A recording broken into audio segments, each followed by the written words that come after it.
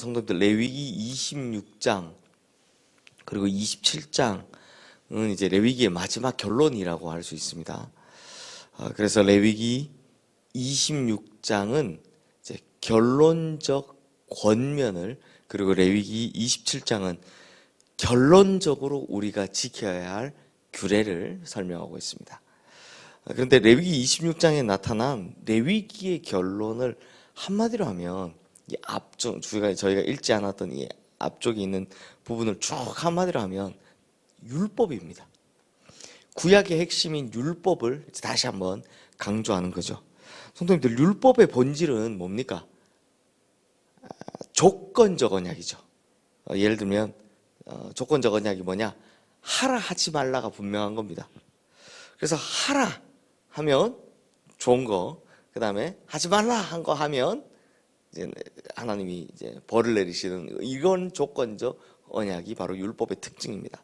그래서 레위기 26장에는요, 하라고 하면 어떻게 될 것인지, 그리고 하지 말라고 하는 대로 하면 어떻게 될 것인지, 이걸 다시 한번 쭉 강조하고 있는 겁니다. 그래서 3절 말씀 보시면 너희가 내 규례와 계명을 준행하면 이라고 하면서, 자, 이제 율법을 지키면 어떻게 될 것인지가 이제 3절 말씀 이하로 먼저 앞부분에 쭉 나옵니다. 그리고 14절 15절 말씀에 보시면, 그러나 너희가 내게 청종하지 아니하며 이 모든 명령을 준행하지 아니하며 내 규례를 멸시하며 마음에 내 법도를 싫어하여 내 모든 계명을 준행하지 아니하며 내 언약을 배반할진대 라고 이제 율법을 지키지 않으면 어떻게 될 것인가가 이제 그 아래 쭉 나오는 겁니다. 그래서 먼저 이제 1절부터 3절까지 나오는 우상 숭배하지 말고 안식일 지키고 성소를 경외하는 율법을 잘 지키면 그 아래는 이러한 순종의 축복이 있다고 쭉 나오는데요, 그때 받는 축복이 뭐냐? 제가 세 가지로 정리하면 이렇습니다. 자, 율법을 잘 지키면 4절 말씀 보면 내가 너희에게 철 따라 비를 주리니 땅은 그 산물을 내고 밭의 나무는 열매를 맺으리라 라고, 이제 때에 따라 필요한 모든 것들을, 필요를 채워주시겠다라고 먼저 축복을 하십니다. 그리고 5절부터 7절 말씀까지는 율법 잘 지키면 어떤 축복을 주시냐? 안전에 대한 축복을 주시겠다라고 합니다. 그래서 뭐 사나운 짐승으로부터도 지켜줄 것이고 칼에 대해서도 지켜줄 것이고 전쟁에서도 다 지켜줄 것이다 라고 이 안전에 대한 축복을 약속하십니다. 그리고 9절 말씀에서 보듯이 내가 너희를 돌아보아 너희를 번성하게 하고 너희를 창대하게 할 것이며 내가 너희와 함께한 내 언약을 이행하리라 라고 이제 세 가지가 나오죠. 여기서도 번성, 창대, 약속을 이행할 것이다 라는 이런 축복을 내려주겠다라고 합니다. 언제요? 율법을 잘 지키면. 율법을 잘 지키면 첫 번째, 때에 따라 필요를 채워주겠다. 두 번째, 안전하게 지켜주겠다. 세 번째, 번성하고 창대하게 하겠다. 내가 약속한 거 다 지켜줄게. 이렇게 세 가지의 축복을 내려주시겠다 라고 하는 게 이제 레위기의 결론입니다. 근데 이제 반대가 또 있죠. 14절부터 39절 말씀까지 보면, 이게 모세오경의 특징은 좀 재밌는데요, 축복을 엄청 하긴 하는데 축복의 양보다 저주의 양이 많습니다. 하지 않으면 내가 더 혼낼게, 이렇게 좀 겁을 주시는 게 있습니다. 그래서 여기서도 14절부터 39절 말씀은 정반대로 나옵니다.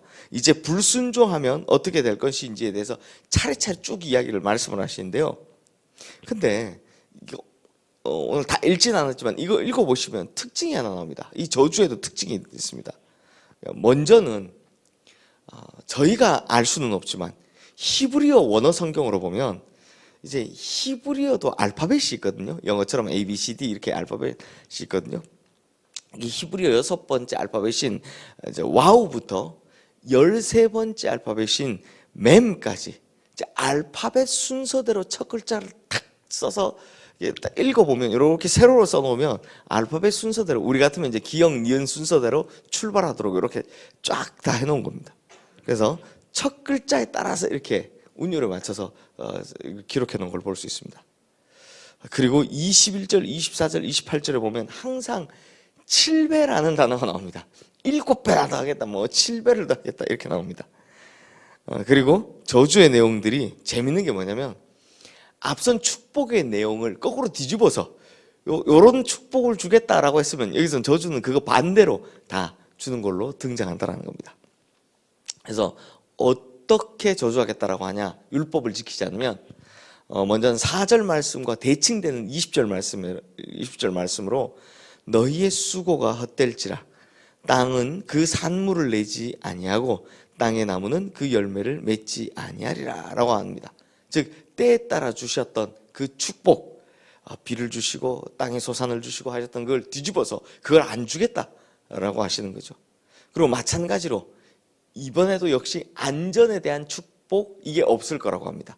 그래서 질병이 있을 거고 내 성읍이 황폐될 거고 들짐승의 해가 있을 것이고 칼과 전쟁이 있을 것이다. 이렇게 축복을 거꾸로 뒤집어서 이제 저주를 하게 된다라는 겁니다.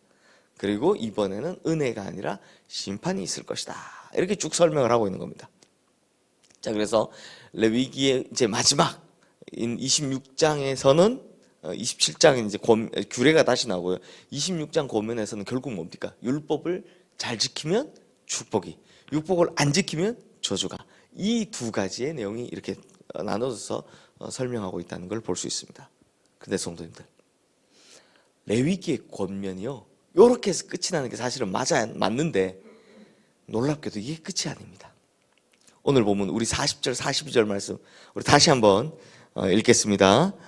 그들이 나를 거스른 잘못으로 자기의 죄악과 그들의 조상의 죄악을 자복하고 또 그들이 내게 대항함으로 나도 그들에게 대항하여 내가 그들을 그들의 원수의 땅으로 끌려갔음을 깨닫고 그 할례받지 아니한 그들의 마음이 낮아져서 그들의 죄악의 형벌을 기쁘게 받으면 내가 야곱과 맺은 내 언약과 이삭과 맺은 내 언약을 기억하며 아브라함과 맺은 내 언약을 기억하고 그 땅을 기억하리라. 자, 무슨 말씀이냐? 회복에 대한 언약입니다. 회복에 대한 언약. 가끔은 실수해서 심판을 피할 수 없는 운명에 처하겠지만 그럼에도 그들이 받는 그 징계와 심판이 유익한 이유가 뭡니까? 하나님께로 돌아올 수 있는 기회를 만들어주기 때문이다라는 겁니다. 그래서 이 오늘 본문 말씀에서 반복되는 말씀이 하나 있죠. 뭡니까? 내가 기억한다. 내가 기억하고 기억한다라는 말이 계속 반복이 됩니다. 즉 하나님께서 징계와 저주의 형벌을 내리실 때 그걸로 말미암아 우리를 잊어버리시는 게 아니라 어떻게 하신다고요? 반드시 기억하시겠다라는 겁니다. 그러므로 우리에게 다시 회복할 수 있는 기회를 주시겠다라는 겁니다. 사랑하는 성도님들, 지금까지 우리가 하나님 말씀을 완벽하게 잘 지켰겠습니까? 그렇지 못했겠죠. 그랬다면 뭐 하라고 말씀하시는 겁니까? 회복하라. 즉 회개하라고 말씀하시는 겁니다. 그러면 하나님께서 어떻게 하시겠다고요? 우리를 기억해 주시겠다라는 겁니다. 기억해 주시고 그 축복들과 약속들을 다시 회복시켜 줄 것이다. 내가 이전에 했던 축복의 약속이 있는데 그 너희가 죄를 지으면서 이 법을 하나님의 말씀을 지키지 않아서 그걸 다 까먹고 오히려 심판을 받았다면 거기서 끝나는 게 아니라 네가 하나님을 기억하고 돌아오면 어떻게 된다고요? 그 약속마저도 회복시켜 주겠다라고 이야기하시는 겁니다. 그러므로 하나님의 말씀을 잘 지키는 우리 성도님들, 그리고 하나님께로 돌아가시는 우리 성도님들이 되시면 하나님께서 이전에 하셨던 그 축복의 약속들을 다 기억하셔서, 우리는 잊어버렸지만 하나님은 기억하셔서 꺼내셔서 그 축복을 우리에게 주실 줄로 믿습니다. 그러므로 우리 성도님들, 하나님의 참 우리가 다 알 수 없는 이 엄청난 축복의 약속이 되어 있음을 믿고 하나님의 말씀에 순종하는 삶을 쭉 지속적으로 살아가서 결국 하나도 놓치지 않고 그 축복 다 받아 누리시게 되기를 주님의 이름으로 축원합니다.